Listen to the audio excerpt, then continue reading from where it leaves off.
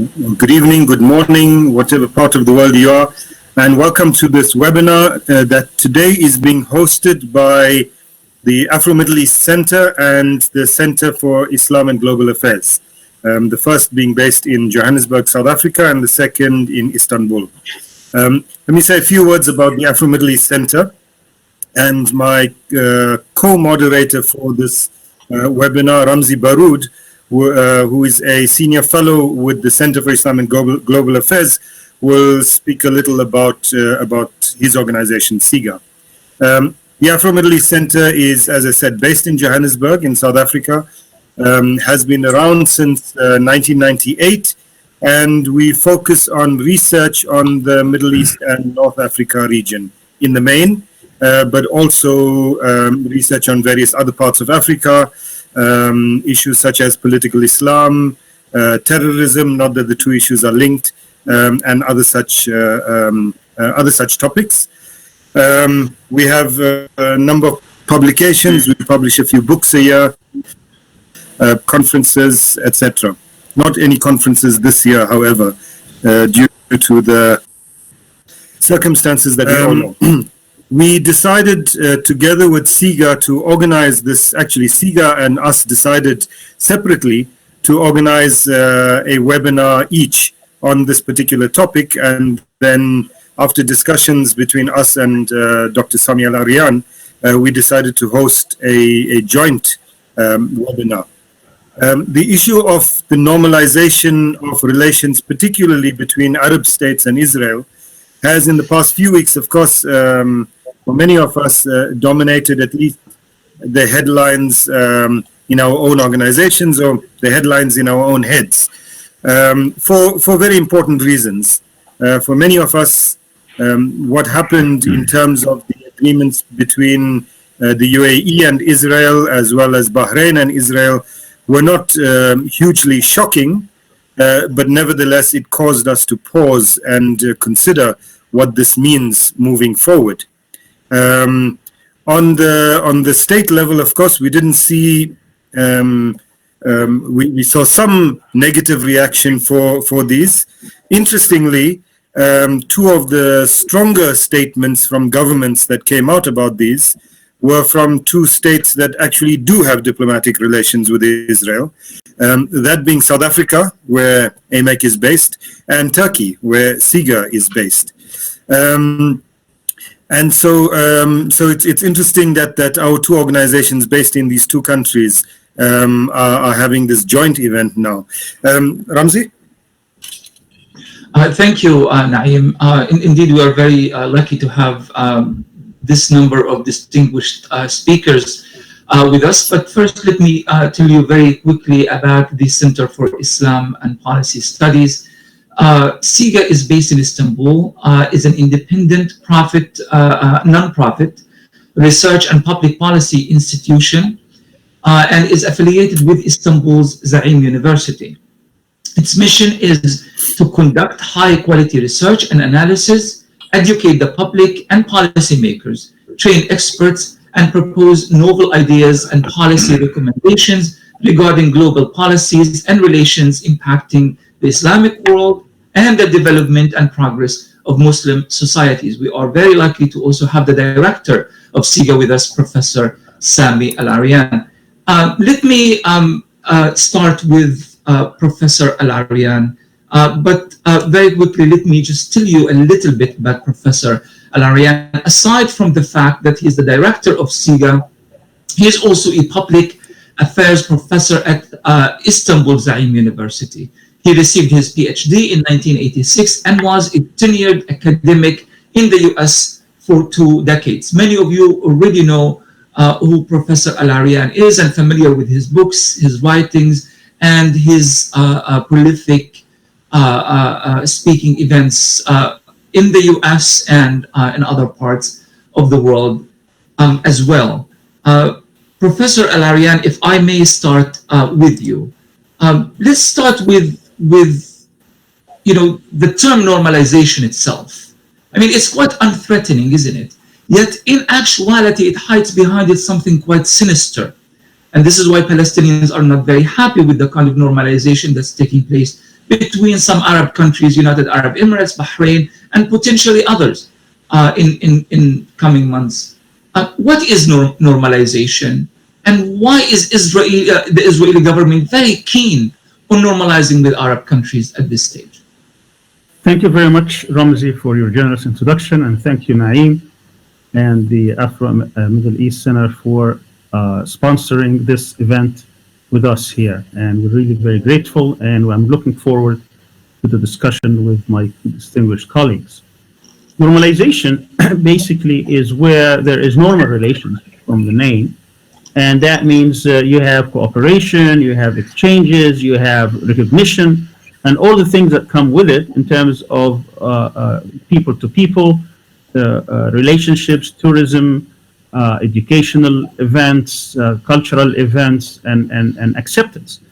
And of course, Israel being the state that came at the expense of the indigenous people of Palestine by force, through aggression, by imposing a regime that came in the aftermath of the British mandate and occupation of Palestine, where wholesale aggression took place over half of the Palestinians at the time. In fact, 80% when you consider people in the whole of Palestine were exiled. The 80% meaning the 80% from the 1948 areas. But all in all, almost half of the Palestinians, aside from the West Bank and the Gaza Strip, were exiled, and they were made into refugees. At the time, they numbered about 800,000. Today, they number about 7 million. All these people are longing to go back to their homes and to their lands. And Israel has been throughout its history, about 7 decades, making sure that that never happens, that there is no right of return. And then in 1967, it completed the wholesale occupation of Palestine, not only the 1948 areas, but also the West Bank and beyond. And that meant that the Palestinians have been denied their right to self-determination. They have been denied the right of return. They have been denied to become citizens in the world. Add to that also what happened between Israel and the subsequent Arab states through different state of wars in which they were the aggressors. And then you find that you had a situation where Israel was not recognized by the region. It was imposed by force and through aggression and aggressive policies. And the Arabs, because of different reasons, they offered it an initiative that's called the Arab Peace Initiative back in 2002, and it was predicated upon that the so-called two-state solution, which I think is a misnomer because this was never really in the offing. Israel rejected it from the get-go. At any rate, what we find today is that this even initiative has been put aside by these regimes that they would like to normalize relations with the state of Israel at the expense of Palestinian rights and the expense of all the so-called final status issues, which the deal of the century, Trump's term, for the liquidation of the Palestinian case. So, the Palestinians, after 27 years, I'm talking here about the official Palestinian stand, where they recognized Israel on 78% of the historical Palestinian land in exchange for this Palestinian state, truncated Palestinian state on 21% of what is left. That has been cast aside, that has been put aside, that has been totally ignored on this so-called normalization, which is basically for free. It's a recognition of an illegitimate state, in my view, so that it can exist and it can flourish and it can extend its influence and power throughout the region, because they are trying to replace what has been a strategic enemy in the region with another set of enemies. So to have normal relationship, that means you recognize the state, you open embassies, you have political relations, trade relations, economic relations, education relations, cultural exchanges, and so on and so forth, as if like any other nation, and forgetting the over 70 years of brutal policies and exile of the Palestinians and the misery that the Palestinian people have been suffering at the hands of the Israelis throughout these decades. Thank you, Professor Al-Arian. I believe that Naeem is still with us, yes? He is about to join. I think he got disconnected, but he's here. Okay. We discussed then the how Israel benefits from this. This kind of a roundabout way of achieving peace without actually achieving peace. So kind of getting all the perks and privileges of peace, but without actually conceding an iota of Palestinian rights. If I may go to Mr. Francis Korengay in South Africa. Mr. Korengay is a senior research fellow at the Institute for Global Dialogue and is a past fellow of the Woodrow Wilson International Center of Scholars. He established the Research and Evaluation Unit for the African Development Foundation, an independent U.S. agency, and served as the country's director of the African American Institute. Now, my question to you, Mr. Korengay, is what will the Americans get from this? Why was the Donald Trump administration, with the help of Jared Kushner and their ilk, why have they been so interested in pushing for this normalization? In fact, it's not a new thing. They've been pushing for quite some time, but they are quite happy that they have achieved it just before the elections. What is the connection in all of this? What is the American take on normalization? Mm-hmm. Okay, well, first of all, thank you for inviting me to join in on this discussion. The thing is that the Trump administration's primary motivation in terms of their electoral base, this is basically a Christian evangelical agenda, and it's interesting framing it in this way because this is not your normal Jewish lobby initiative that one might think of it is. It has a very strong right-wing evangelical base to it, and which reflects major dynamics that have been unfolding in the Middle East policy constituency. Democrats, for example, are quite divided on the issue of Israel, and your younger generation groupings within the Democratic Party, particularly surrounding Bernie Sanders and so forth, are very critical of Israel and very pro-Palestinian. And Democrats have been trying to navigate more or less, but the real constituency, pro-Israel constituency now is very much on the right, reflected in the American Israel Public Affairs Committee. Now, the Trump administration is very much tightly aligned with this grouping, and with such controversial moguls as Sheldon Adelson, who has given a lot of finance to Netanyahu and Trump and so forth. Now, the agenda has been to build an anti-Iran alliance, and normalization is part of that. And to a large extent, I would say that this policy and strategy has been really driven by Netanyahu, in the sense that Iran has served as a very fitting deviation from the real issue in Israel, which is to resolve the contradiction with the Palestinians. So the anti-Iran posture has really fit within that framework.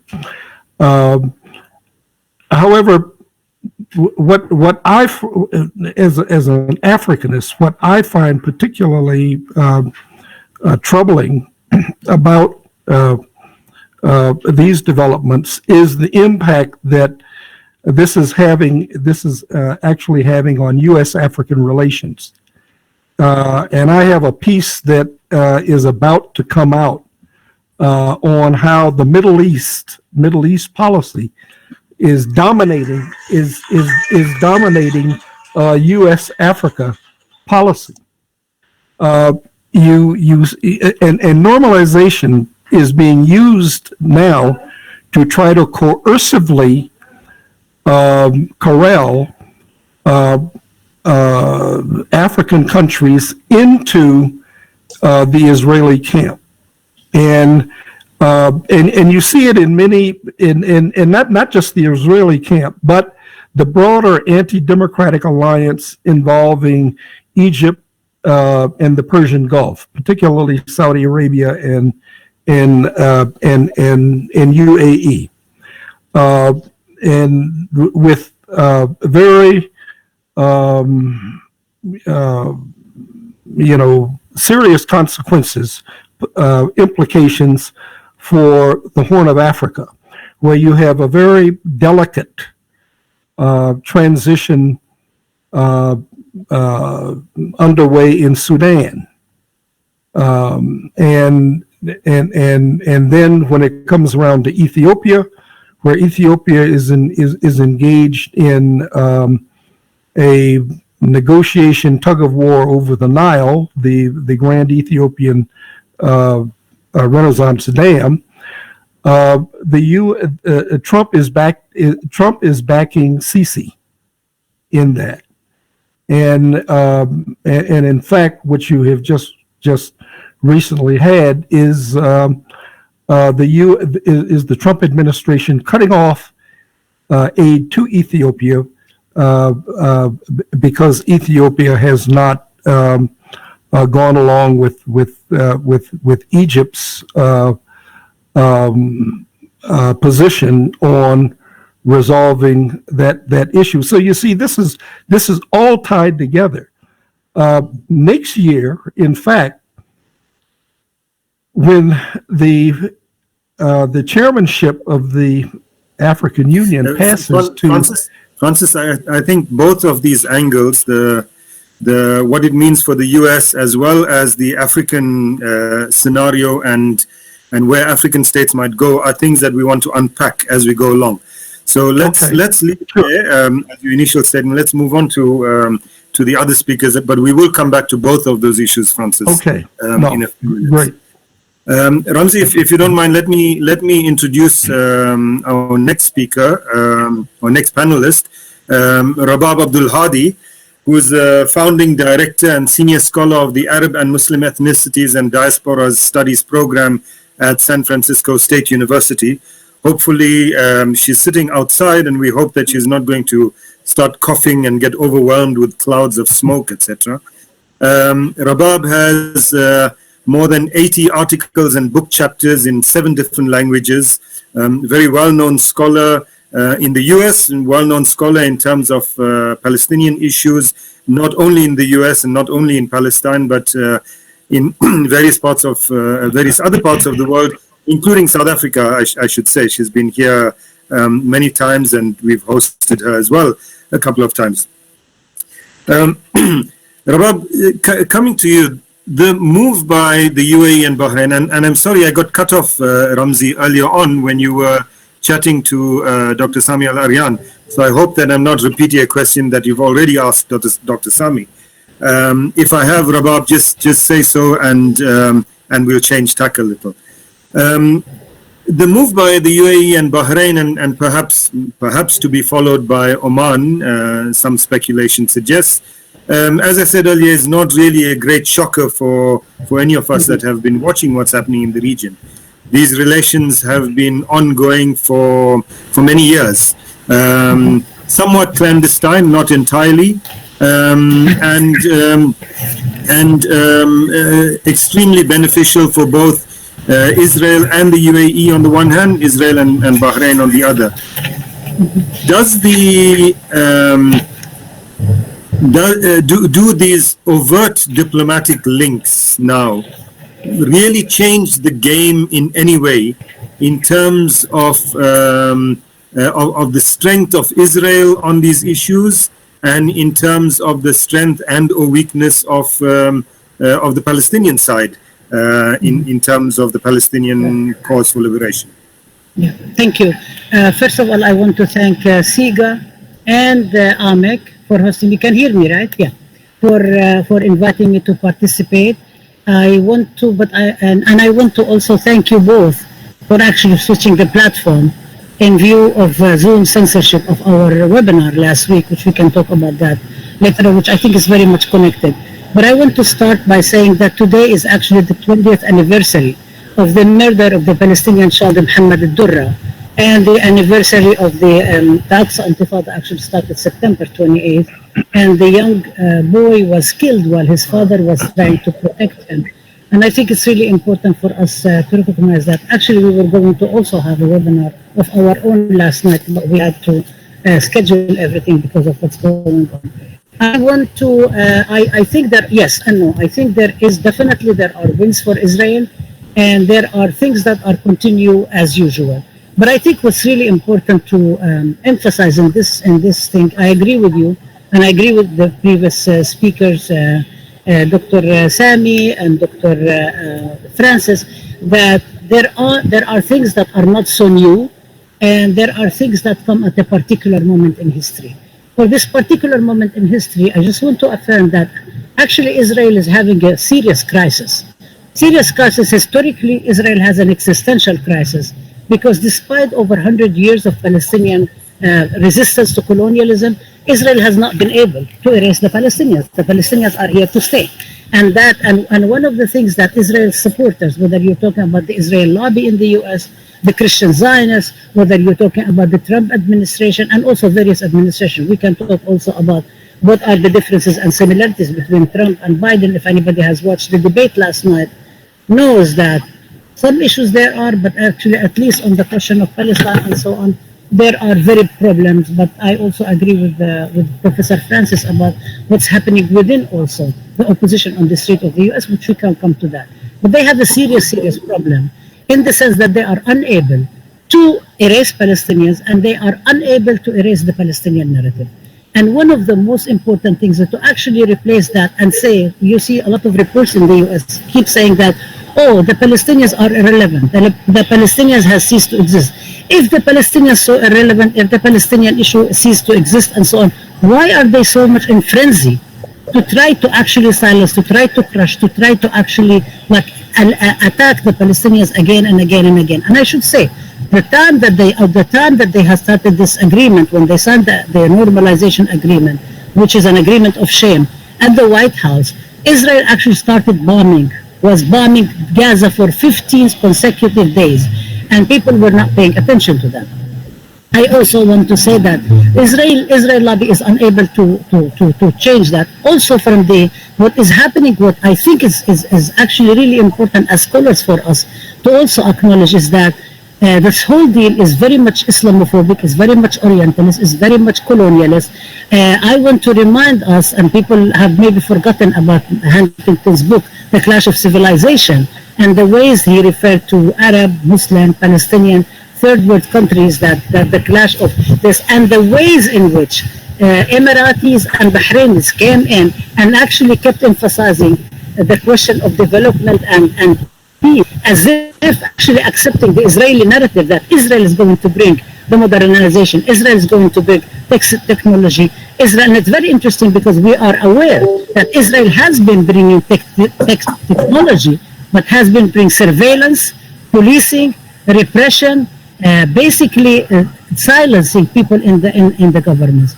I think also it's really important for us to keep in mind that none of these governments are actually democratic governments. They do not represent their people. Israel and the US keep saying it is the Arab people and so on. But actually the Arab people have not been asked. And I think one of the claims to fame for Bahrain in 2011 is actually crushing the Pearl roundabout uprising and actually executing and torturing people. And if you can, you don't really even need to see Arab sources, Arab opposition sources. Just go to Amnesty International or even to the US State Department, although they're trying to actually change that as well in order to eliminate the human rights content. With the Emirati, there are a lot of Emiratis, including Ghadia Khamis, including many people, Emiratis against normalization, have actually come out and spoken about it. I think the last point I would just say that actually it's been also affirmed in terms of discursively is that Jared Kushner and other Zionists in the U.S. government as well, and they are not actually, there is no pretensions of neutrality, there is no pretension of being, honest brokers, or even abiding by the various administrations before. So what they have been saying is actually they've been re-emphasizing the discourse that Palestinians are unable to lead themselves, are unable to take care of them, and unable to represent themselves, which is also a very long-time colonialist discourse that I believe many people who are listening to this and watching this in South Africa and other communities around the world, third world communities, understand the colonialist discourse that keeps saying they cannot do this, and they are going to be representative. One more point, I think the United States government is actually in crisis. The Trump administration is a crisis. The U.S. has a crisis economically, has a crisis politically, has a crisis on all levels. And so they also need, as Professor Francis said, they also need to cover up themselves and be for Trump to work around the elections actually to satisfy the most right-wing, the most Zionist, the most white supremacist, the most Christian Zionist groups in there. So I don't really see, I see it emphasizing the old things, but I see it as a desperate attempt on Israel to break its isolation, to legitimize itself, and that has always been the Zionist project. It is illegitimate, it doesn't work, and they cannot silence the Palestinians, but they keep trying again and again to do it. Thank you. Thank you, Rabab. Again, as I said with Francis, we will pick up on some of those issues. I see Ramzi is making notes, so he's certainly going to follow up, Ramzi. Let's get our opening statement or comment from our last panelist, Gokhan Bozbas. These letters, Gokhan, with the dots on top and tails at the bottom confuse me, but I think I've got it right. Has been assistant professor at the Necmettin Erbakan University in the Department of International Relations. He conducts research on a number of countries related to the Middle East region, or in the region, Syria, Egypt, Jordan, and others.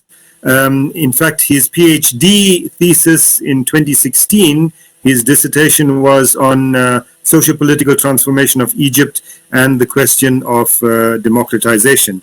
So welcome, Gokhan. Let's move on to you. Gokhan, being from Turkey, again related to a comment I made earlier on, can we really expect any significant, concrete kind of pushback or action on the international stage from countries such as Turkey and South Africa that have issued statements critical of these normalization deals, but also countries in Europe that have, in a much more muted way, expressed some concern about it? Are all these statements really going to lead to anything significant on the international stage, or are they just statements that are there and life will move on? Hello, everybody. I would like to first thank you for CIGA and the Middle East Center, and thank you inviting me, having me in this distinguished webinar. In terms of your question about the Turkey and Turkish position towards the Palestinian case, after this peace agreement between America, United Arab Emirates, and Israel, Bahrain, I have read a lot of articles. First of all, we know that Turkey blamed these countries as a betraying of the Palestinian case, and respond for this sentences. I read a lot of articles that they are saying that Turkey was the first Muslim country that recognized Israel as a sovereign state in the region. But nowadays, I recognize that most of the people don't know about the Turkish traditional position. Turkish foreign policy approach to the region. First of all, we have to know that Turkey, after the establishment of new republic, has in general two important approach as a foreign policy. The first one was the Westernism, and second one was the status quo in the region. And these two ideas were put away Turkey from the Middle East and Middle Eastern issues. And Turkey, because of his approach of Westernism, was far away from the Palestinian case after the Second World War. And Turkey stayed as a how the Western countries or Western world state like their position. This situation has generally been the determined factor in the foreign policy of, as a Turkish state. And after that, after the 1950, let's say after the Turkish democratization and multi-party, there were four fractions which have different attitudes towards the foreign policy. I divided these fractions like left-wing parties, Islamist parties, Turkish nationalists, and Kurdish nationalists. They are all have different approach towards the Middle Eastern issues, including Palestinian case. First of all, we have to know Palestinian case. Turkey aware from this case with the left-wing parties. At the 60s, 70s, for them was the Palestinian issue is like a matter of the brotherhood with the oppressed people. And a lot of young people, young leftists went to the Palestinian to fight with Israel. After the 80s, we are seeing that this case came to the agenda of the Islamist conservative parties. But here, it is very important because this is the actually answer of your question as well. After 40 years, the first office, one of the first office of Palestinian is opened in Ankara, 1979. It was Bülent Ecevit, which is leftist, representative of leftist wing. And at that time, the conservative parties and fractions blamed Ecevit that he helped the terrorist organization. And after that, I would like to say it was the 2002, for example, the leader of the Hamas visited, AK Party Congress in Istanbul, and the left-wing parties blamed Erdogan and AK Party, Justice and Democratic Party, that they helped the terrorist organization. Visa first, after 30 years, which means Turkish position towards the Palestinian issue is depend on very much, on ideological position. And in terms of the Turkish nationalists, it's different because Turkish nationalists is, we can see that on this Syrian case in Turkey nowadays. For the Turkish nationalists is Arab Middle Eastern issues all belong to Arab issues and Arab who betrayed Turkey and Ottoman Empire at the First World War. That, which means I think Gokhan, sorry to interrupt you. For many of our countries outside the Western world, there's often a disjuncture between what the official positions might be and what actually is done. I'm talking about, both Turkey and South Africa, but other countries as well. So what do we expect after the government, the Turkish government's strong statements about normalization, President Erdogan's there is strong statement, concretely. But if there will be a strong steps towards this issue, that is what I would like to explain nowadays, because there is now in Turkey and government and AK Party, it's not alone. They are with the Nationalist Party. And with this alliance, it is hard to say that the governments will make a strong steps towards this issue. Statement is okay, because statements is not like, any other steps or going towards. But with the nationalists, Turkish nationalists, to take strong steps towards the Palestinian issue, actually for me as an academics, it is very hard. What the Turkey nowadays would like to make with this issue, the internationalization of the Palestinian case. With the internationalization, they tried to solve or make a step forward, because we have only this internationalization. Through the internationalization of the case, we can make strong steps to solve or to make favor of Palestinian nation. Thank you very much, Professor Bozbas, for this. And later on, we need to come back to the Turkey question as well, because there's been a lot of discussion about is this really about Iran? And I know that Professor Korengay brought this up, but there's been kind of a new take on normalization, saying that this is really ultimately about Turkey's expansionism in the region and about the Muslim Brotherhood, rather not about Iran. But we will try to touch on this later on. If I may go back to Professor Al-Arian, and if our speakers could kindly keep their answers a bit short, because we have lots of questions and we want to tackle many issues. The same question or the same critique that has been made of Turkey, that you are being critical of normalizing Arabs while you were the first to normalize, regardless of the historical and political context of Turkish normalization. The same accusation has been lobbed towards the Palestinian Authority, that you were the original normalizers through Oslo and the peace process and the security coordinations with Israel and so forth and so on. Do you see that what the Palestinian Authority and the Palestinian leadership has done also a form of normalization to be equated with the Bahraini, Emirati normalization? And if that is the case, isn't that a form of hypocrisy for the PA to be critical of other Arabs for doing exactly what the Palestinians have done?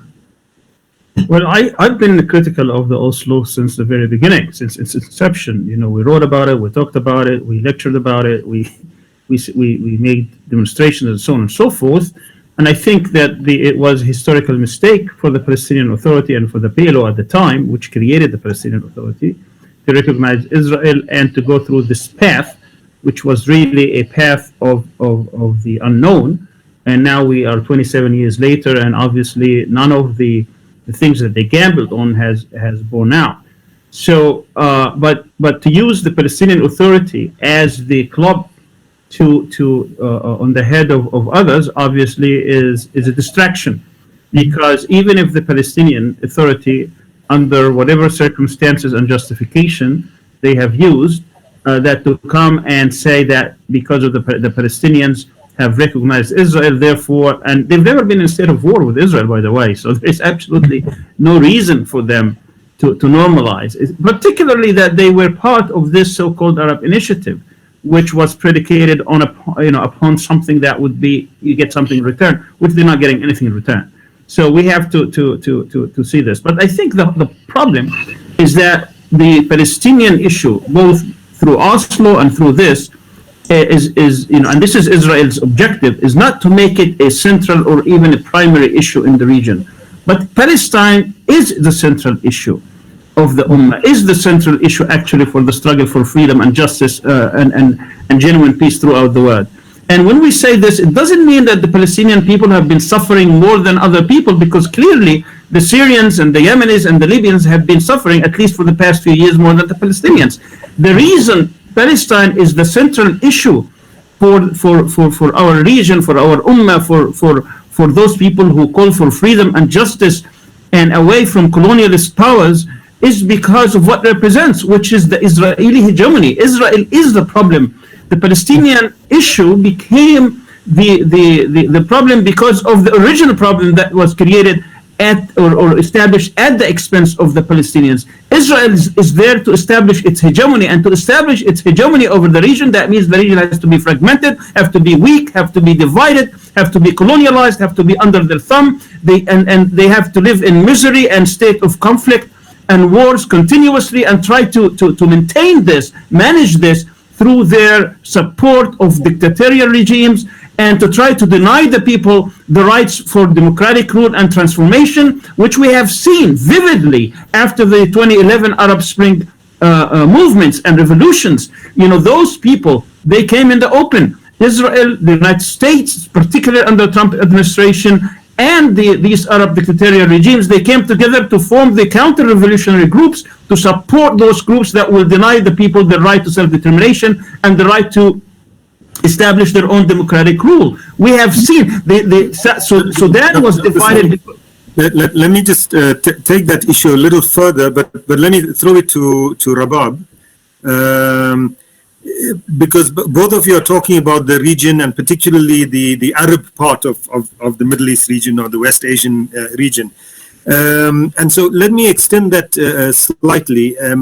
Rabab, would this development, I mean, for the past 7 decades, many Palestinians and Palestinian groups have argued, and some still do, that Palestinian liberation will come through Arab capitals. But the other side of that is that the main kind of bedrock foundation of support for the Palestinian cause is in the Arab world for various reasons. Do these new developments change that? Should Palestinians continue to rely on Arabs, and particularly Arab governments, as they have been in the past, or is there a sense, or should there be a sense, that they've really been betrayed by Arab governments, and the view should be much broader, the strategic view in terms of how to build support and solidarity in the rest of the world? Yeah, I do acknowledge that this has been historically an issue, but I think the issue has been a bit misrepresented, because for the Palestinians to say that the Arab people, that Palestine is at the heart of Arab struggle for liberation, is not to say that only Arabs should support the Palestinians, or to equate Arab governments with the Arab people. So I think this is really, really important to say that. Secondly, so it is one thing to actually say that it is only an Arab issue. It's another to say that Arab people are very much concerned about Palestine, which actually reinforces what Dr. Al-Arian said, is that the Israel is trying to hegemonize the region. Actually, even if we don't even think about ourselves, Kissinger, when Iran fell, when the Shah fell, he said that the US always used to have 2 eyes in the region, Israel and Iran. So when the Shah fell, it was actually a serious. So when we even talk about, is really Iran a threat to the countries and so on, I mean, I think we all know that this is sort of concocted issue, because these countries are very worried about them staying in power, and they are worried about that, and then they want Israel to come in with their military along with the US and so on to keep them in these regimes in power. So, but I think it's really, it is about hegemony of the region. So there is a lot of support on the Arab level for that, but it has historically been not just the Arabs. Historically, many people in Muslim majority countries have been very supportive. Many people in the third world. I mean, one of the things, by the way, during the Aqsa Intifada, people used to say that Chavez of Venezuela was the best Palestinian, and it was a joke. I mean, he wasn't Palestinian, but the support that they gave. And by the way, Turkey did the same thing too during the flotilla and the Mavi Marmara and so on. So we actually, I don't want to, I'm not kind of like contradicting everything that Professor Gokhan said in the sense that there are geopolitical issues and so on. But there is this kind of sentiment on the grassroots around the world that there is something really wrong about what Israel is trying to do, what Israel is trying to dominate and erase the Palestinian narrative, and also the ways in which Israel is actually trying to kind of like spread itself and exceptionalize itself. And I think this is a big part of the problem, is that Israel presents itself as exceptional, that's above the law, that is not supposed to be held to accountable standards and so on.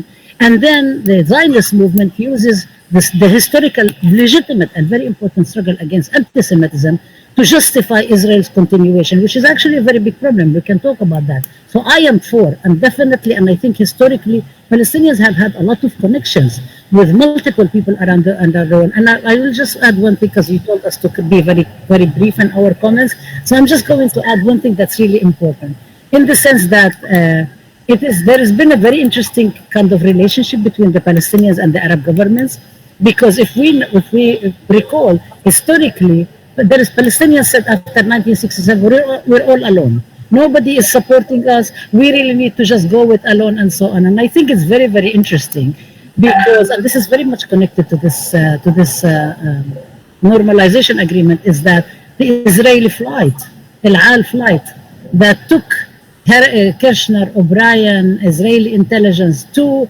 Dubai, was named 971 after Dubai's area code, but was also named Kiryat Gal. Kiryat Gal, yeah, Kiryat Gal is the name of the Fallujah, which is a place where Palestinian community was destroyed. It was also the place where Israeli Zionists have actually attacked Palestinian Arabs and defeated the Arabs of Egypt, the armies of Egypt, in order for them to say that we're going to come and humiliate you. When something like this happens, it's not lost on people around the world. But the second issue about the Arab government's relationship so I don't think the whole question about Palestinians being alone is actually true. It has never been the case, and it will never be there, because there is international, and I really want to go into that, but I don't want to speak about this because I want to raise that question. But no, I just want to say one more thing, is that Arab governments have also funded different parts of the Palestinian movement, and the petrodollars have actually corrupted the Palestinian movement and led to collaboration between parts of the Palestinian and part of the Arab governments. If you want to talk about Saudi Arabia, we can go into that as well. Not only Khashoggi, but also the story around Nasser al-Said and others. So it's never been only about Arabness, about justice. Thank you, Professor Abdulhadi. Before I move back to Professor Korengay, just a very quick comment about the Arabs. I mean, we have to distinguish, of course, between the Arab people and Arab governments. A poll in 2018, I believe it was a Pew study that is the largest of its kind, asked Arabs all over the Arab world in all 21 countries about their political views. 91% of all Arabs, despite of the Arab Spring, despite of all the upheaval that's happening from Libya to Yemen to Syria and elsewhere, 91% still saw Israel as the greatest threat to the Arab nation, while 77% believed that Palestine is still the first and foremost cause of all Arabs, and that includes the people of Bahrain and the United Arab Emirates. I think that's in itself is telling about the gap between the views of governments and people. But back to the question of Africa, if we could briefly, Professor Korengay, speak a little bit about the geopolitics. Now, we know for a fact that African normalization with Israel has been happening quite rapidly in recent years. Netanyahu visited Kenya, Uganda, other countries, and he tried to engineer the Africa-Israel conference. It did not go through, thanks to the efforts of South Africa, Syria, Morocco, and so on. But how do you link the normalization that's happening in the Arab world with the normalization, the ongoing normalization in Africa? You believe that they are linked, but if you could help our viewers understand that linkage so that we know how to deal with it in the future. Mm-hmm. Well, I think the linkage has become especially acute given the given what is happening between Israel and Saudi Arabia and UAE. The thing is that what you have is a very complex set of dynamics in Northeast Africa, where because of the civil war in Yemen, the Saudi Arabia and UAE have been establishing rear bases in Northeast Africa along the Red Sea, and they have been seeking to deepen sort of expand their depth into the Horn of Africa, particularly Sudan and to some extent Ethiopia. So things have become quite complicated. And all of this was developing before Trump and Netanyahu upped their momentum in terms of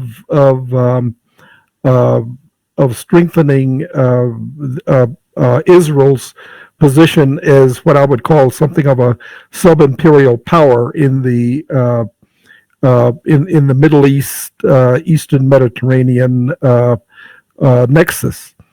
And what you're going to find with the African Union, DRC, the Congo, is going to succeed South Africa with Tshisekedi becoming the chair.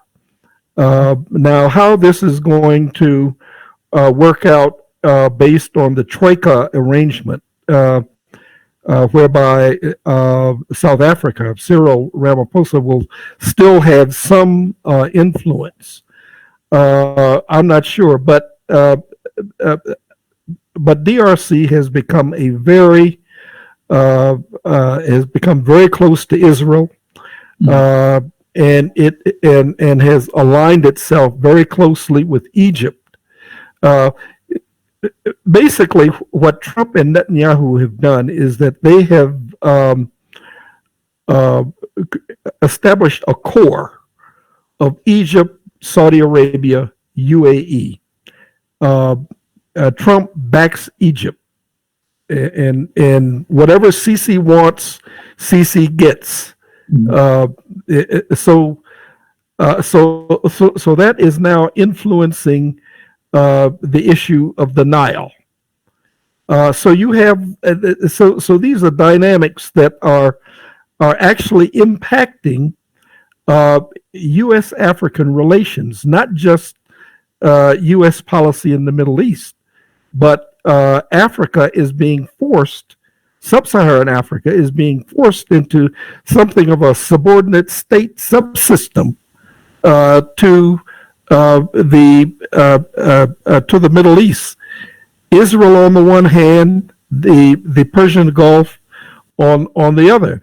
But the other thing I want to add, though, is that I think that a lot of these dynamics flow from the counter-revolutionary reaction to the Arab Spring. A lot of these alignments flow from that. And the overthrow of Hosni Mubarak really alienated the Saudi Arabia from the Obama administration, and Obama's outreach to Iran, where ultimately he wanted to see Iran and Saudi Arabia come to some kind of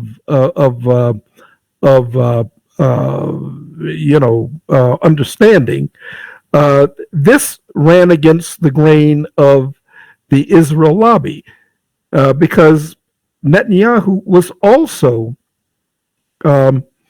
unsettled by the Arab Spring. So what you have, what you've had is a realignment of forces, whereby democratic dynamics in and around the Middle East, Northeast Africa is a threat. And normalization, in my view, is one piece of trying to reconsolidate these undemocratic regimes in the region, and of course with Israel obviously falling into that, because I mean Israel can no longer be defined as a democratic state, obviously. Thank you very much, Mr. Korengay. Only because of the time element. If we do have time, we'll get back to this issue. Naim, if you could take it from here. Sure. Yeah. So, well, I just want to leave it at that point. But what I think though is that Africa is sort of being railroaded into this new arrangement in order to strengthen Israel's position, not just in Africa as well as the Middle East, so that Israel is no longer isolated. Quite alarming indeed, especially that there are no signs that there is a very strong resistance, maybe awareness within the African Union, but certainly not a very strong bloc resisting this in Israeli, Emirati, and American encroachment on Africa and African interest. Naim? Okay, excuse me. Can I just one quick thing? You are muted. Am I? Can you hear me? Can you hear me now? I can hear you. I'm trying to get my colleague Naim back online, but he is muted. Sure. Yeah. So we can't hear him, unfortunately. No, I just wanted to say though that the Africa policy constituency within the Democratic Party is very much opposed to these developments. So if Biden gets in, there will be some kind of a reshuffling of these dynamics as far as U.S. policy is concerned. So I'll leave it at that for now. This is an interesting point, Francis. I think we need to unpack that a bit later. But Ramzi, just on what you were saying as well about Africa, I'm not sure that many of these African states are actually, as Francis suggested, being railroaded. One could make that argument that perhaps that is the case with Sudan, but with many others, they're going along quite happily, because they believe that they have something to gain, partly as states, but often more as elites that are running these states. It's something to gain from Israel in terms of its security assistance, surveillance equipment, and much like the UAE. But also, as in the case of Sudan, something to gain from the US. Sudan wants to be off the US terrorism sponsor list, and so they'll go along with it. And frankly, I don't know that among African governments there's a great deal of sympathy left for the Palestinian struggle in terms of the political elites, not the people. Yeah. So I think this is an interesting point. Yeah. But perhaps if we can pick up again, Gokhan, from where we were earlier on in your contribution. Do you see, with this normalization between at least these two states now, which makes it four Arab states, and some kind of limp-wristed criticism from European countries, do you think that that Europe's going to play any kind of role around this issue? Well, not normalization issue, of course, because they have their own very great relationships with Israel. But in terms of standing against what seems to be a very belligerent American attitude on this. And I'm not entirely sure that a Biden president is going to make a huge amount of difference on various kinds of things around Palestine. But can we think that we can rely on the EU and European states in any kind of way to support the Palestinians against an American-Israeli agenda? You're muted, Gokhan. Sorry. Yes. Actually, in my opinion, we cannot speak about the EU as a union itself. Especially after the Brexit and after the French position towards the Middle East recently. We cannot speak as a EU policy or politics towards the Palestinian case. We should understand, this is why I spoke with the traditional position of Turkey from the beginning. We have to understand, actually not EU, the traditional position of France, England and maybe Germany towards this kind of issue. And here, this is again why I said we have to internationalize of the Palestinian cause, because actually there is a big opportunity. What do you mean, Gokhan, by internationalization of the Palestinian cause? I mean, with these things, actually, Dr. Rabab spoke about this issue. The Palestinian cause case is not only Arab case. And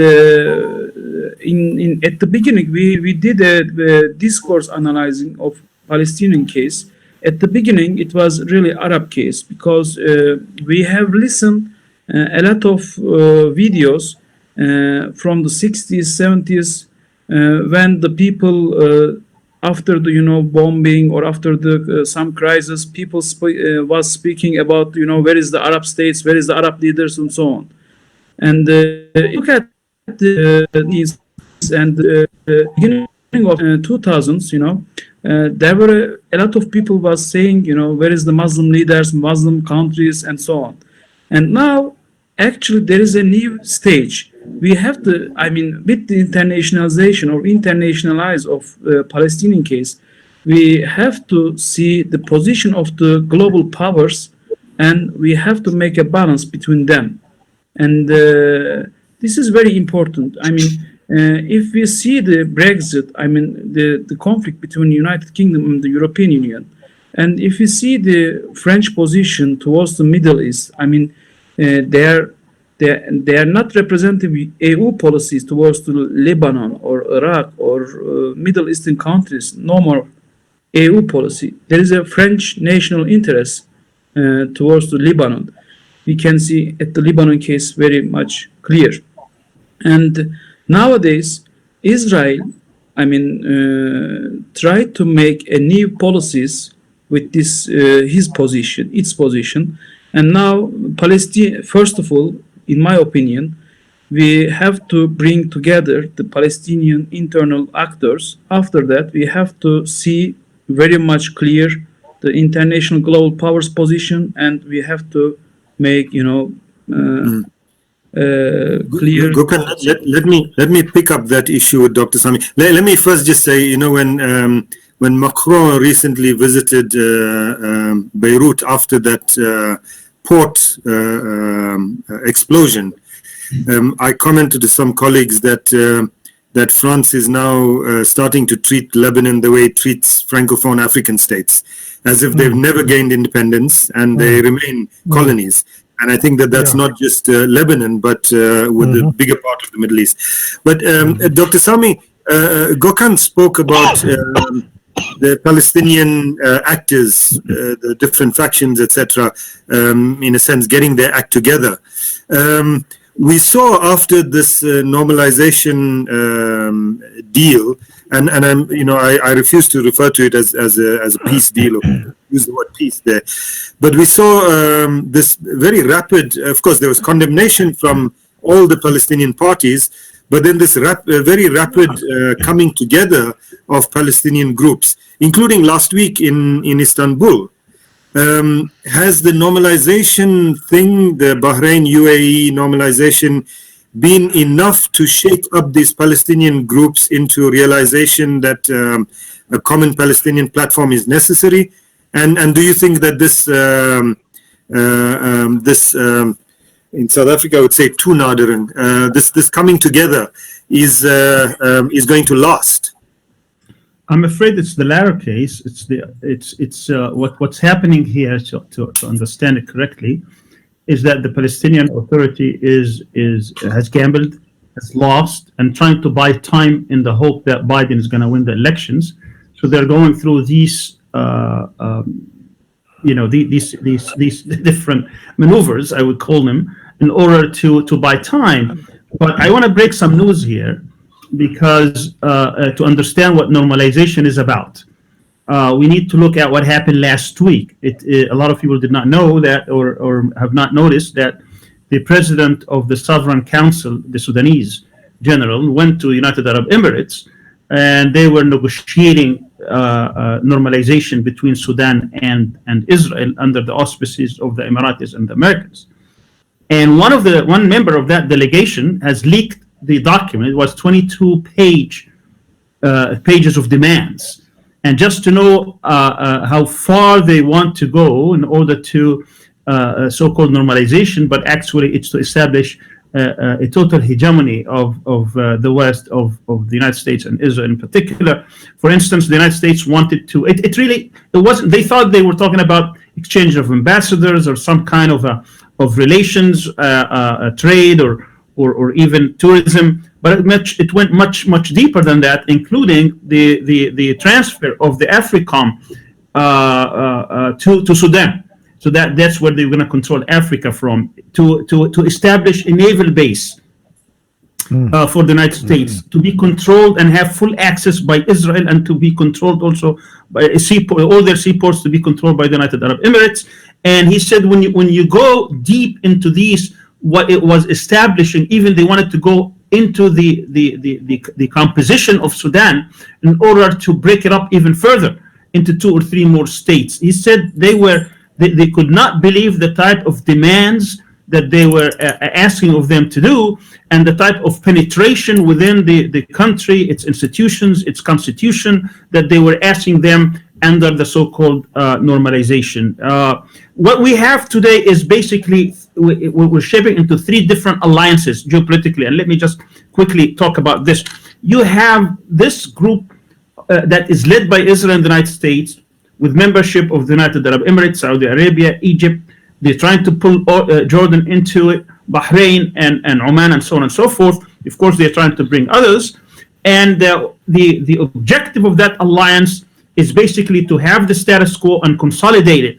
You have these states against the peoples, the counter-revolutionary forces with the revolutionary and change forces, the dictatorships instead of the democratic forces, colonization and hegemony in place of independence and resistance. We saw, and I think Ramzi and Rabab made this point before, during the Arabs, and even Francis during the Arab Spring, people, this is how far the people are from the states and the ruling elites of these dictators.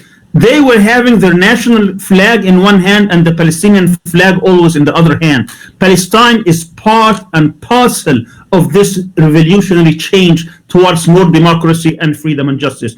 And the second, alliance that we see here is led by Turkey, and obviously Turkey has its own geopolitical interest, but also it has reinserted itself into Middle Eastern politics, by which Palestine became part also of its geopolitical calculations.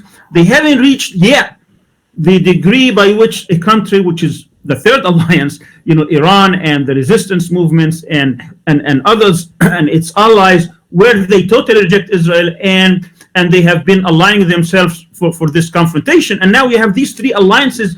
Everybody is trying to get their objectives, and what's happening here is that the change, the strategic change that is needed across the region, is what's going to determine this, which is how the people are going to react. because this And in fact, very difficult for them to impose their will on the people. something that we haven't really spoken about, Dr. Sami, is how Turkey might have factored. Francis spoke about how Iran has been used as this factor to create the normalization. Something we haven't spoken about is how, for example, for the UAE, Turkey is such a factor as well. Turkey and what it sees as the Muslim Brotherhood thing. But let me say, Ramzi, the question that I asked at the beginning to Dr. Sami, I know you've written about this, so maybe you can just jump in on this. The talks between Fatah and Hamas and the other groups and the agreement that there's going to be elections, is this real? Is it going to last? It's interesting, Naeem, that I've been counting, as moderators, we are very much aware of the time element. And I think it took us about 65 minutes to even reach the point of talking about the Palestinian element in this equation. And I think that is, in itself, is a sad expression of the Palestinian political state of affairs.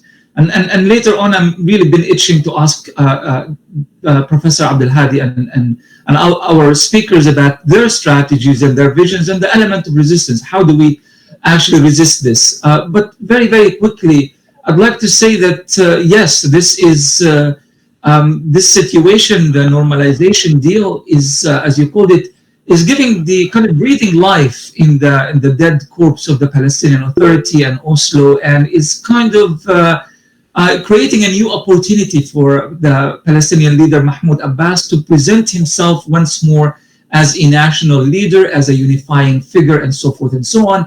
But really, just judging by the numerous experiences that we've had with the Palestinian Authority, it's very, very difficult to imagine that indeed this time they are serious. And the reason behind it is, if you just examine his discourse, his political discourse at the United Nations General Assembly speech that he has given a few days ago, you will realize that the man is still very much committed to the Oslo discourse, to the peace process ideals and values and expectations, which is very much the American strategy that Trump has entirely dismissed, and the Americans and the Israelis and the Emiratis are moving on, yet Abbas is still holding on the flag of the peace process.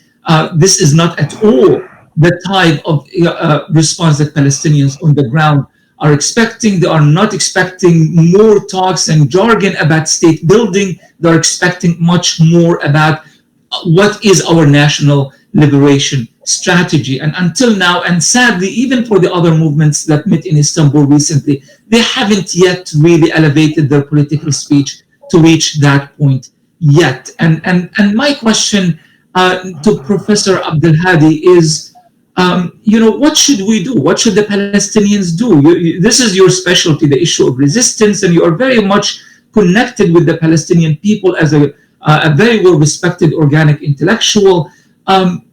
What should the Palestinians industry do? Will normalization affect Palestinians directly in Palestine? And what should the response, collective response, be to all of this? Ramzi, let's throw it to both the Palestinians on the panel. So let me ask Dr. Sami to respond to that first. And then the same question we'll give to Professor Rabab. Very well. Thank you very much for this question. And certainly it's part of the discussion about the future. And my take is this: the problem here is Israel, and the only way to deal with it in an effective way, because Israel, its appetite, it just goes beyond Palestine, and it's a very destabilizing situation for the whole region. And my take is that the only way we're going to find peace in this region is through dismantling the Zionist nature of the state. Until that happens, nothing's gonna be resolved.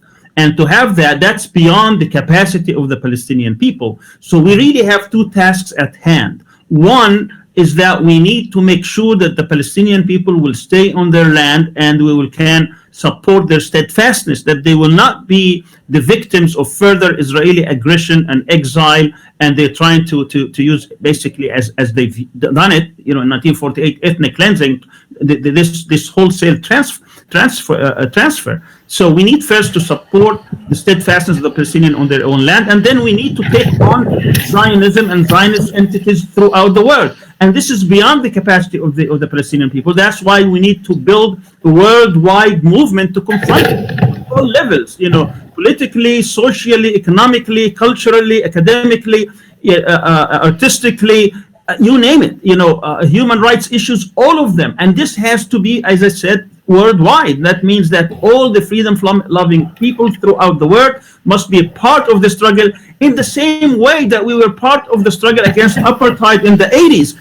The South African struggle, the people insisted, they trying to negotiate with Mandela when he was in prison so that he can accept part of the apartheid regime. He totally rejected that. There was a worldwide movement in order to free the South African people, in order to dismantle the system of apartheid. That's exactly the type of struggle we need, is to dismantle the Zionist nature of the state. Until that happens, we cannot restore the Palestinian rights. We cannot have the right of return. We cannot have, all the semblance of peace. When you have two systems controlling the people in the Holy Land, then that would be no peace. You call it one state, two states, whatever you call it, that's not the solution. The solution is to rid ourselves of the Zionist racist regime in Palestine, and then we can talk about to restore genuine the Holy Land. Professor Rabab, Ramzi's question, just to repeat it, which I decided should be for both you and Dr. Sami. Sorry, Ramzi, to unilaterally decide where your question should go. Does this normalization, first part of the minor part of the question, does this normalization affect the ordinary Palestinian on the street? But more importantly, how can Palestinians build resistance now against the Israeli-US project and against this normalization more broadly? Things have changed in a sense with these normalization moves becoming overt. How do we build that resistance is the question. Am I phrasing it okay for you, Ramzi? I also want to say few really good stuff about Professor Abdulhadi, and you did not repeat them. So, on you, Naim. Just all respect to you, Professor Abdulhadi, for all of your work and the fact that you are what Gramsci calls the organic intellectual, someone who is very much involved in the discourse and shaping it, but also very much connected with people on the street. So your views on this issue is particularly important. Thank you. I'm going to actually try to be very quick, although we still have time. But I think there is multiple levels. There is levels on Palestinian level, and I would say Palestinian. I'm talking about Palestinianness as transnationally imagined, not only the geography of Palestine. So I think it's, and then there is something on the Arab level, Muslim level, international, and so on. But I really want to talk about some of the ways we need to understand things. One is that I think it's really, really important for us to not accept the division of Palestinians into this is what West Bank and Gaza needs, this is what the 48 areas need, this is what the refugees need, and so on, and actually refuse to accept the prioritization and the oppression Olympics among people. Because there is something called the Palestinian cause. The Palestinian, that is actually an antidote to Zionism that links with what Dr. Sami said, is that Zionism, it really has a crisis, even though it looks like Israel is kind of like winning and so on.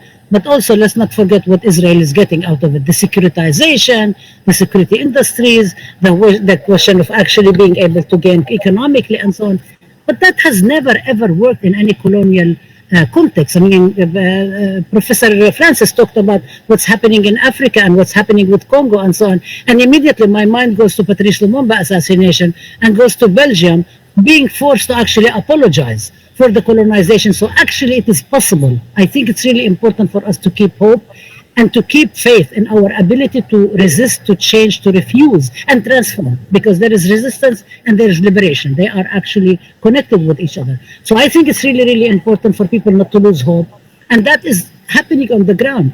Just last year, the Global March of Return was amazing, and we were having a conversation among Palestinians, and the whole question, I think for me it was very striking that the Great March of Return began on March 30th, the Day of the Land, that was declared in 1976 by Palestinians in the 48 areas to protest the colonization of Palestinian lands that supposedly they are Israeli citizens and so on. And we see that more and more. So I think that's really important. It was supposed to end on the day of Nakba, but actually continued. So I think that's really, really important for actually to keep that. Secondly, I think we need to keep reminding ourselves that Palestinians in Jerusalem are refusing to leave.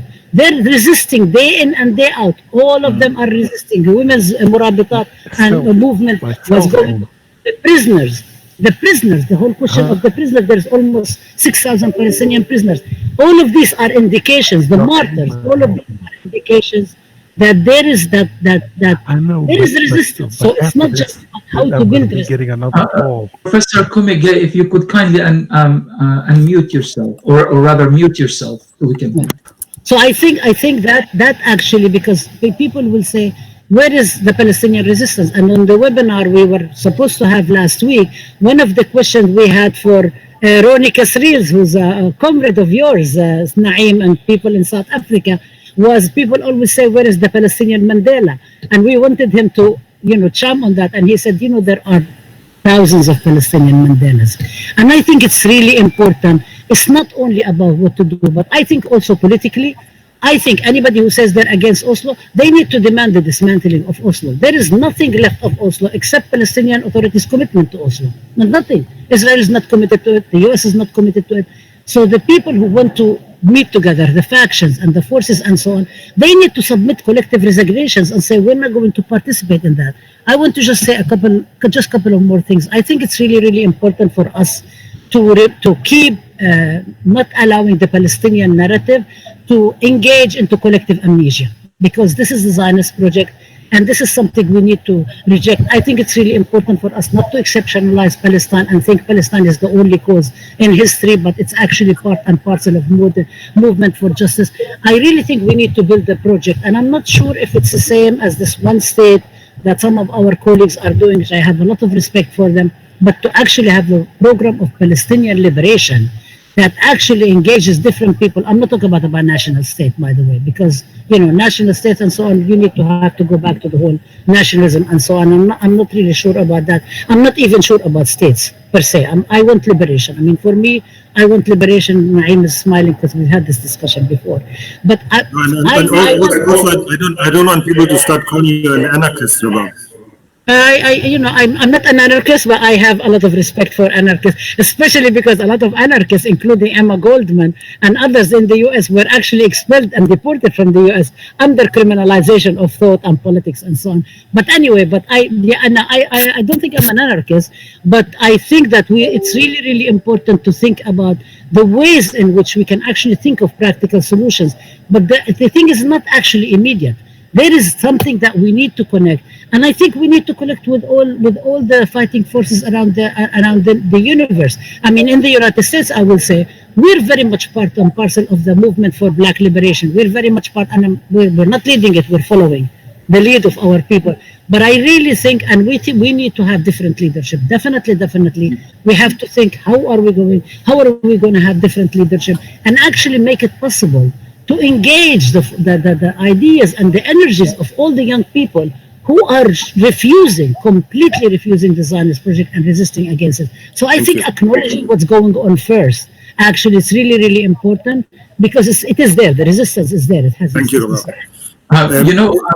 Naeem, if you don't mind, I haven't had, just for the record, I haven't had the chance to ask Professor Bozbas any questions as of yet, so if you could. I'm feeling left out, Ramzi. So, go for it. Kind of concluding here with the idea of what can be done about it, and I want to ask the professor, about the geopolitics of. I mean, we know that Turkey and Russia and Iran and others have been kind of staking their own claims in various parts of the Middle East.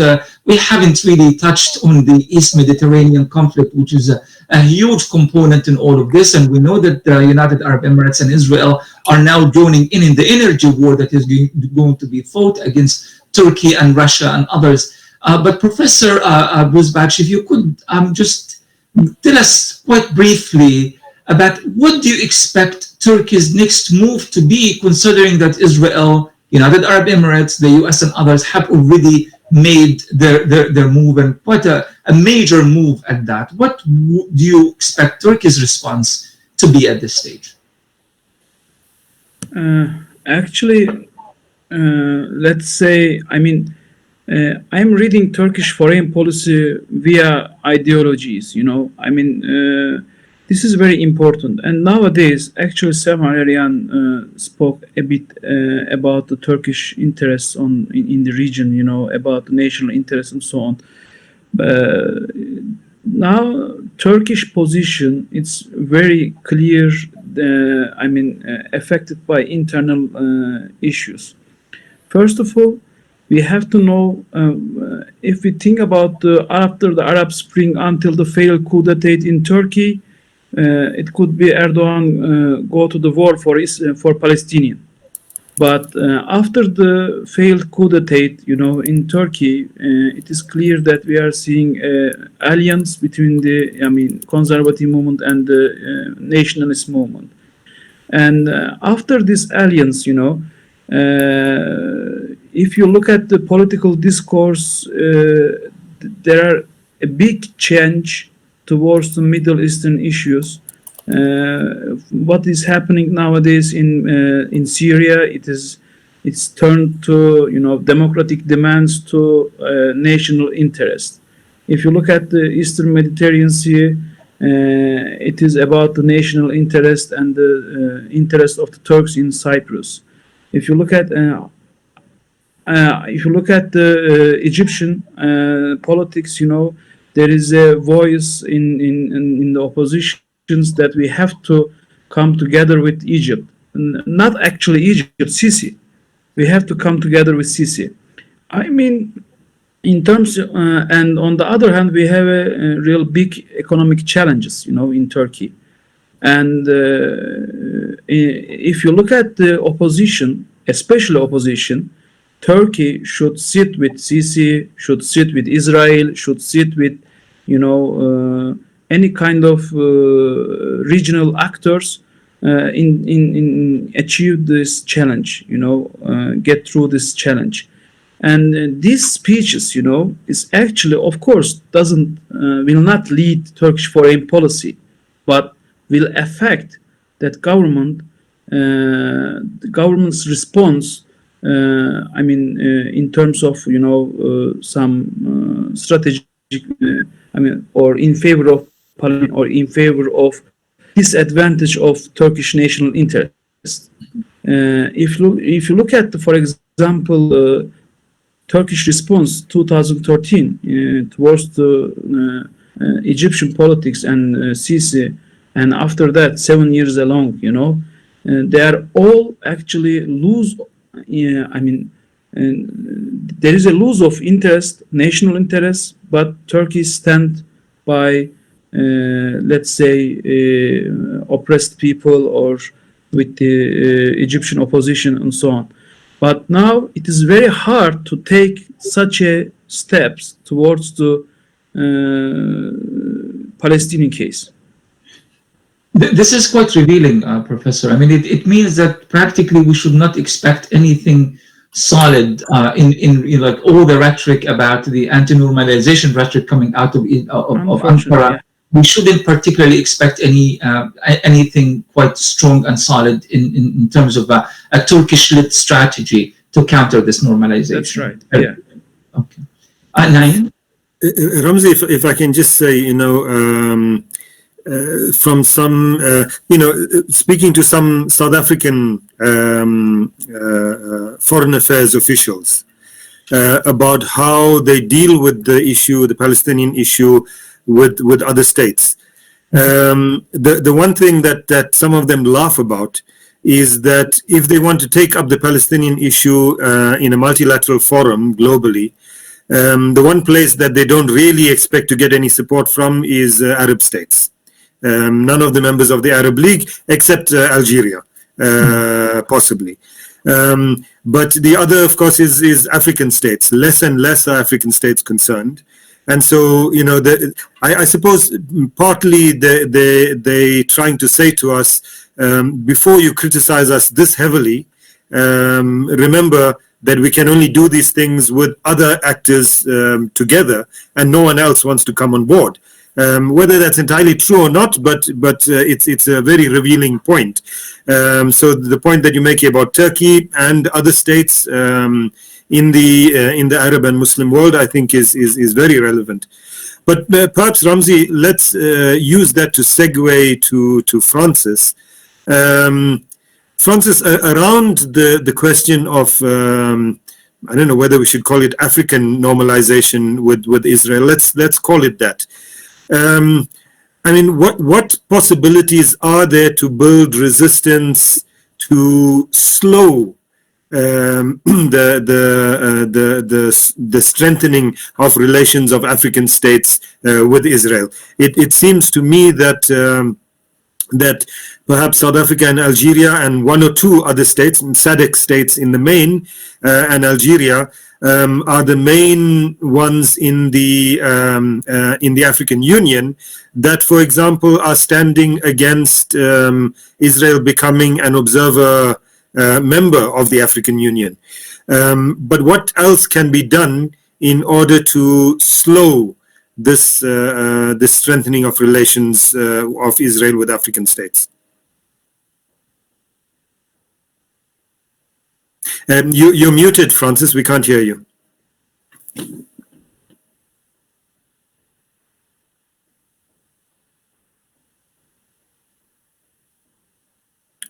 Still muted.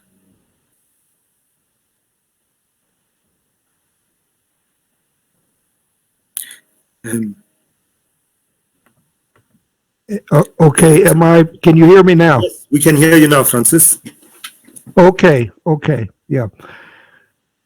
No, I that's a very difficult question, and I'm not sure I have a ready answer for that, because quite frankly, and here I have to agree with you when I said railroaded, I meant I think what I was referring to is that the Trump administration is using very hardball tactics, and I mean it's a real coercive diplomacy that they're using. I mean for example, they've threatened Kenya that they will not go through with a bilateral trade agreement unless Kenya further strengthens its relations with Israel, which are already strong. Which really raises some interesting questions. That given the fact that you have the African Continental Free Trade Area, why Kenya would be doing a bilateral with the U.S. anyway? So that's controversial.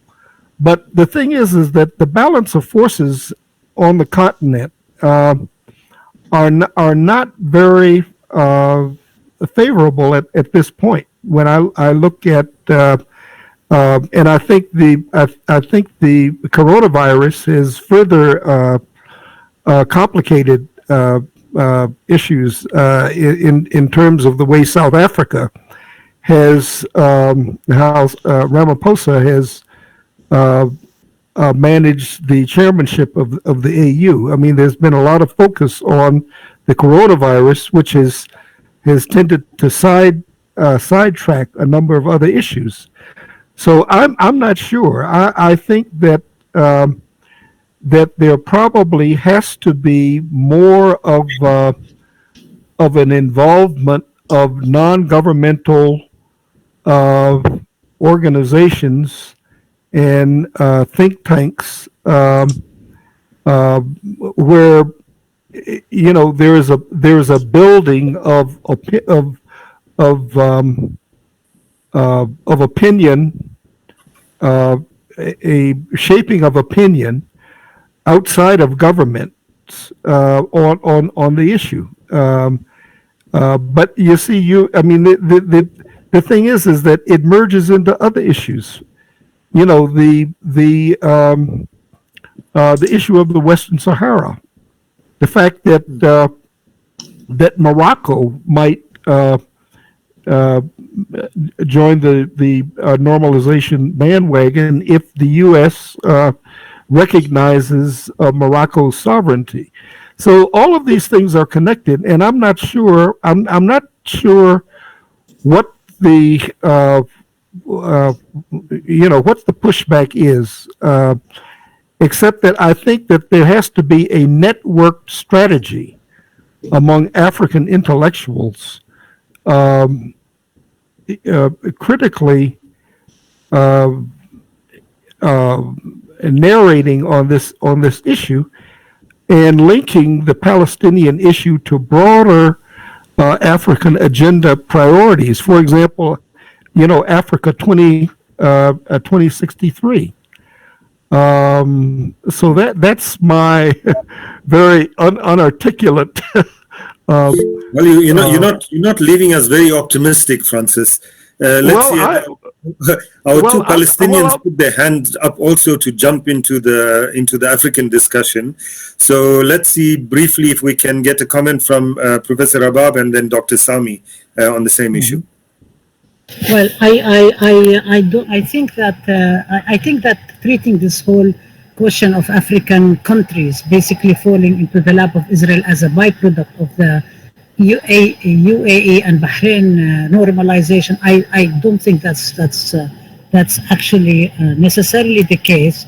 It's not new. It's not a byproduct. This is something that has been going on and actually has escalated more and more. As African governments have abandoned the post-colonial independence project after the decolonization, and I'm not even going to talk about Fanon and what does this mean and so on, but I think this is part of it. B is after the 9/11 2001 quote-unquote war on terror and the enrollment of all these governments into it that have increased again and again, and the US has recruited them, but also Israel has recruited them, because after 9/11 2001, also Israel started actually rising and centering itself more into quote-unquote securitized industries. And this is also what's happening during the Aqsa Intifada as well. So Israel was saying this is what's going on. But I would remind us that with the Aqsa Intifada, even many of the Palestinian police forces that were trained by, according to Oslo and so on, they've all dropped their weapons against the Palestinians, and they basically joined the resistance.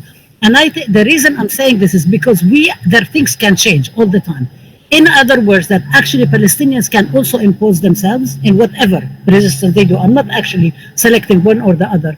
But I also want to say something that just referred to the Togo summit, that where Israel tried, and actually the African countries prevented this from going on, which was also after 2001. But I also, the last thing for the South African governments, as you know, Naeem, I mean, we met with Cyril Ramaphosa, we met with the South African Ministry of Foreign Affairs and so on. It is not enough for people who have historically fought for justice to come and say to us, because these people are failing you, are failing justice, we're going to pass the buck. It's not okay. It's not acceptable. As we told our South African comrades, you have to be for justice. Nobody said we're going to decide whether we're going to support the anti-apartheid movement because another person did not. It's not. That's not the way. You do not drop justice because of that. We have to ask everybody to normalize justice. We need the South African government to close down the Israel and shut that down and shut the relations with Israel. This is when people are going to support justice. This is what they need to do. Everybody agrees from the Palestinians that we have a problematic leadership at best. I'm being very diplomatic, okay, that is incapable. It's incapable to even protect itself, let alone actually lead the Palestinian people. So I also want to make a separation between people say the Palestinians and the Palestinian people and the Palestinian resistance forces. They're not one and the same. I think we need to separate them. But I think we have the right as Palestinians, not because we're special, but because we're fighting for justice. We're fighting against Zionist settler colonial project and so on. to call on all our colleagues, all our allies, not to only think about geopolitical interest or whatever it is, because if that's the case, they need to go and talk to the UAE and Bahrain, not to us. Okay, but if they really want sorry to interrupt you. Your signal's a bit bad and you are breaking up. oh, I'm sorry. I just said we need to normalize justice. I got excited, so microphone, sort of like falls apart. So I think it's not we need to demand the signal. Yeah, we need to demand normalization of justice. I mean, maybe my signal gets allergic to some of the things we say, and all of a sudden it goes up. But I think we really need to demand normalizing justice. That's what we really need to ask our allies. Well, first of all, our resistance, our struggle should be people-centered. It shouldn't be state-centered. I think once we reorient this, have like some kind of a paradigm shift, not waiting for the so-called international community to solve our problems or even go to states. The Turkish state or any democratic state for that matter, South Africa, you name it, they will have to be responsive to the people, to the NGOs, to the non-governmental organizations and to the civic associations that will call for justice and will call for movement. So I would like to reorient the discussion. I have presented in different forums, and I don't have the time to go over it here, about our vision, about our strategic direction, about tactics. And I think we need to make sure that we all understand that in the context of the Palestinian struggle. Our vision should be to dismantle the Zionist nature of the state, period.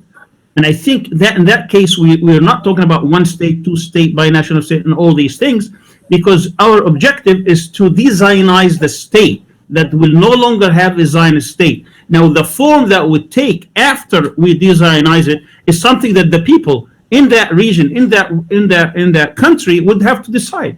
But that's for another discussion. So first is to dismantle Zionist institutions and the Zionist nature of the state. That is the vision. When it comes to strategy, how do we do this?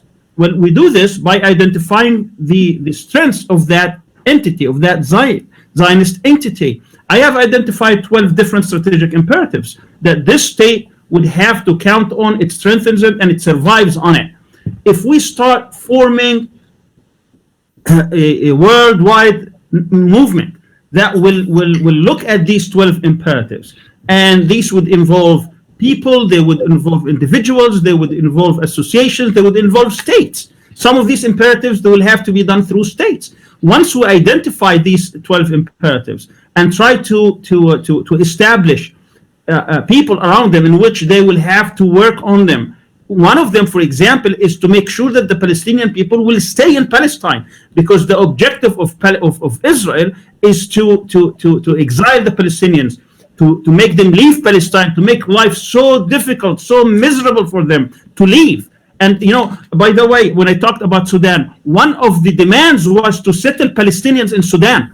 One of the demands that they had in these 22 pages I was talking about is for Sudan to accept between 2 and 3 million Palestinians. So our objective then for one of these imperatives is to make sure that the Palestinians stay.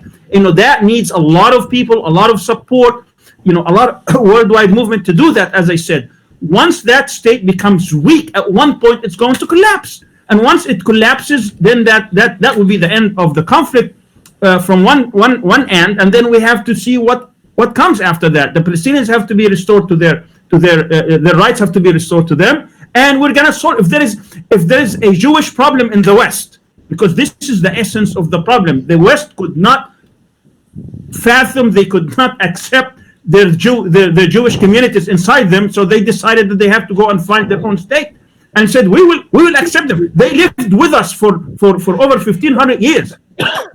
When they left Spain, they came to the Arab countries and to the Muslim countries, from Morocco to Istanbul to all the way to India. We will open the doors for them. If that's a problem, we will have them, but not at the expense of the Palestinian rights. They can stay anywhere in the Arab world or in the Muslim world, if they cannot be protected by anti-Semitic forces in Europe and America and other places. But they cannot be at the expense of Palestinians. What I'm trying to say is that we need to reorient our vision of what the conflict is about, where we are taking this. So when we come to African countries, for example, if we have strong movements within these countries, these movements will exert a lot of pressure on their governments, especially if these governments are responsive to their people. If they are not, then they have a different kind of struggle, obviously. But I'm hoping that we can establish such a worldwide movement with strong components in every country, in every community throughout the world, by which we try to make this country a pariah state the way it's supposed to be, as a racist, a settler colonial state. Thank you, Professor Al-Arian. Just a quick follow-up. You mentioned the 12-point strategy, and you've discussed it in earlier forums. Is it available online? Can you direct our viewers to how to access it? For Yes, those who would like yes, to I have given it's on CIGA, and I believe CIGA, we had a webinar series. I believe this is number 22. It has the summary of these 12 imperatives, plus the explanation in a video. It's about a 90-minute video. I guess it's on CIGA. Let me see if I can put it in the chat, and perhaps our technical person can make it available to the people. But you go to CIGA.izu.edu.tr, and you go to the webinar series, lecture number 22. Excellent, excellent. Naeem, if you could kindly remind me, have we exceeded our time, or is it my imagination? I think we have about 13 minutes left, Ramzi. Do you need 13 minutes to speak? Although Professor Abdulhadi is shaking her head like yes, nodding that we have in fact exceeded our time, because I was under the impression it's 90 minutes, but it's a very, very exciting conversation, really very, very informative. And like you ask a question and there are like several questions come to mind immediately. I just want to say something in defense of Professor Korengay, though, Naeem. He didn't actually leave us at a pessimistic note. He spoke about the need for a conversation among African intellectuals. I can't emphasize how important that is. Rarely do we see Pan-African conferences like those of the 60s and so forth, where African intellectuals come together to show solidarity and to strategize regarding solidarity with Palestine and the Palestinian people. I would love to see that happening again, and having the African intellectual kind of play that historic role. Let's not forget that it was the African countries that first denounced Zionism as a form of racism before any other Arab country or any other country anywhere in the world. And it was that definition that was imposed on the United Nations thanks to African and Arab pressure that made, in fact, the United Nations itself accept that definition. We want to see that role of Africa back at the center stage of this conversation, as opposed to bemoan the collapse of Africa under American and Israeli pressures. Since we have already dared to exceed our time, could we, Naeem, if you could kindly agree to giving each speaker literally 30 seconds to 45 seconds maximum, just to say their final words. We actually have 10 minutes, Ramzi. You have 10 minutes if you like to utilize. Okay. We advertised to end at 9 o'clock Istanbul time, 8 o'clock South African time. That's correct. Let's not negotiate the time. Let's move on. Yeah. Excellent. Let's move on. So if we before we give the speakers their final comments, Ramzi, let me just say, firstly, thanks for having a Palestinian to give us Africans some confidence. But no, the point about African intellectuals, I think I wanted to pick up on that point that Francis made in my closing comment as well. I think that's extremely important. The broader point has been made about us not talking or relying only on states, but on civil society, etc., but particularly on the intellectual thing. I think this is a very important point. Francis, I don't know if you know that in South Africa, there's already a network being created. They're calling it an academic network, but it's really broader than just university academics. But the idea is to broaden that out across the continent. And I think that this could be, or to network with other such intellectual groups on the continent. I think that this could be a useful kind of continent-wide network that can be created, because I agree with both of you, Ramzi and Francis. I think this is a critical part of the liberation process. Yeah. Okay, so if we have just under 10 minutes, perhaps, Ramzi, shall we give each speaker 1 minute? I think that would be great. Yes, please. Let me be last.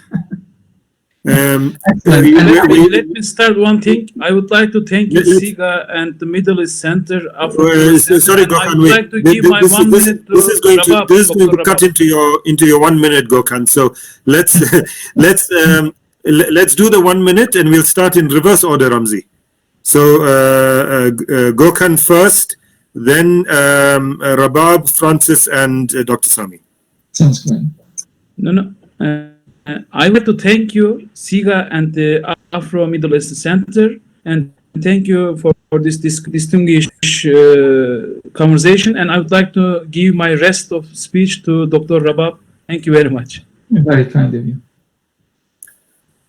Very, very generous. Thank you, colleague. Thank you. Okay, I'm going to be very, very quick. One, I want to say, I want to remind us that actually the only agreement Israel had with any Arab country that was failed was the one with Lebanon. And that was as a result of resistance that was going on. And in 2000, Israel was forced to withdraw from south of Lebanon. This is also leads us to 2005, where Israel had to withdraw from Gaza, and the ways in which states and governments and movements always follow. So, for example, 2008, 2009, when Israel was attacking Gaza, and because of the resistance, we saw what happened with the Mavi Marmara. We saw again what happened in 2014 in the fact that in San Francisco, and I want to say this, the union, the International Labor, ILUW, which used to be the shipping, the Longshore Person Union, which actually was the first union in the country, in the United States, to refuse to load the South African lines, actually in 2014 refused to load the Zim lines of Israel because Israel was attacking. So what I am saying, when people resisting in Palestine, when people are acknowledging that, the whole world follows, and all of a sudden the government's positions and so on start resonating with the international community, the call for resistance. So nothing, it's not lost. The UAE and Bahrain they're going back in history. The future is for us. The future is for resistance for everybody around the world. The future for justice for all of us. Thank you.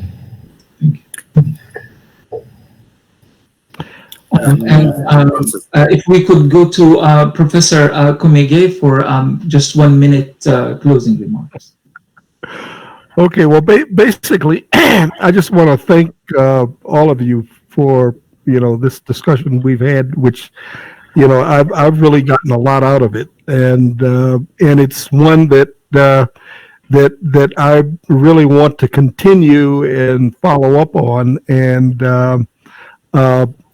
particularly on the issue of Sudan, I'd like to follow up with Professor Sami on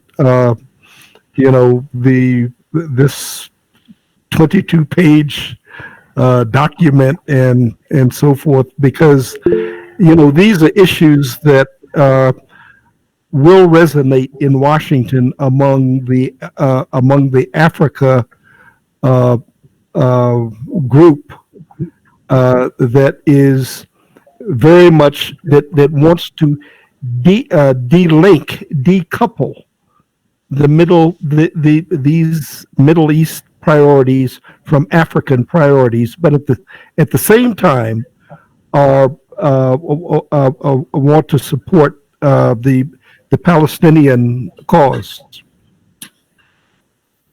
So, thank you all. Thank you, Professor. And Professor Al-Arian, your closing remarks, please. Thank you very much, Naeem. Thank you so much, Ramzi, for this very stimulating discussion. Thank you for my colleagues from throughout for being part of this. And thank you, the audience, for staying with us for 2 hours. Make no mistake about it. What we are facing today in terms of the normalization, in terms of the deal of the century, in terms of the annexation, is to establish Israel's hegemony over the entire region and perhaps beyond. And what we need to do to confront this is to resist. And resistance means that we have to employ all our abilities and capacities. We're not talking about armed resistance here. This is something that that is consequential in this conflict. We're talking about deploying all our efforts and our energies throughout in order to confront this menace, because all the things that they have been promising, look back in 1979 peace treaty with Egypt. At the time, that's when the year I got married, the dollar was 70 piastres. That means 0.7 a pound, Egyptian pound. Today is 17. And you could see you don't get except misery, under these conditions, because they impose in you so much, they pressure you so much that you give up sovereignty, you give up independence, you give up all notions, even of self-respect. And that's what's happening today, vis-a-vis these illegitimate, I would call them legitimate because they're not really popular. Their legitimacy doesn't come from being elected or from being even nationalistic in terms of taking care of the objectives of the people and the interests of the people. So in order for us to resist, that means we have to come together. We have to be a part of this worldwide movement to resist. And our vision, as I said, must be to dismantle this, because this is what's going to take care of the problem from its roots. Anything else is going to be just to continue that problem. And those states that ally themselves with Israel, they are not representative. That means despotism, dictatorship is part of the problem in this region. And that means we have to have all the democratic forces coming together to change this status quo. Thank you so much again. Thank you. Just very quickly, before I hand the mic to my colleague, Naeem, it's just would like to thank so very much our speakers, Professor Abdulhadi, Professor Korengay, Professor Bozbas, and of course the Director of the Center for Islam and Global Studies, Professor Sami Al-Arian. Just very, very quickly, before we get Naeem back here, a few days ago I had a discussion, an interview with Professor Richard Falk, the very well-known and respected scholar and United Nations envoy. And he said something really interesting. He said there are two kinds of politics that are happening in the United Nations. The what we call substantive politics, that's geopolitics, and that's the interest, the rigid and tangible interest of states. And that's what and the other thing, what we call moral politics. And that is doing what is right because it is simply ethical and it's simply right. And he said, geopolitics and the limited interest of states win in the short term. Moral politics always win in the long term. And I think the Palestinian struggle has already made that choice, that we stand on the side of morality, ethics, and humanity. So thank you so much to all of you for contributing to this discussion and this struggle for a more humane and ethical politics in the world. Naeem? Yeah, it seems, Ramzi, that some of these states and the apologists for these states really believe that many of us are fools in the way that they present things. The Emiratis still continue to insist, even though they keep getting slapped down by the Israelis, continue to insist that their normalization has resulted in the annexation of West Bank territory being stopped. And the Israelis keep telling them that that's not the case. The thing is, no one else in the world believes that that is the case. So they really do take us for fools. But the reality is that, as Rabab pointed out, in the case of Egypt, for example, or was it Dr. Sami? In the case of Egypt, after the peace deal with Israel, how much did Egypt gain out of that? In fact, the question should be, how much did Egypt lose? Egypt had to sell, in terms of that agreement, its gas to Israel at a price higher than its own citizens were paying. Cotton that it had to give to Israelis, its best quality cotton at very low prices, all part of that deal. And so none of the Arab states that are normalizing are in the long term going to get anything out of it. And in fact, they've worsened their own position, let alone that of the Palestinians. But just to conclude, I think that what it really says to us, all of us, and that's why I'm glad that everyone insisted on making optimistic statements, despite my suggestion that we're being pessimistic, is that we really need to up our game in terms of the opposition to colonialism in Palestine, but in general, occupation, apartheid, wherever it might exist. And upping our game means that we need to strengthen our networks. We need to be, if we believe we have a moral struggle, we need to conduct that struggle in a moral and principled way.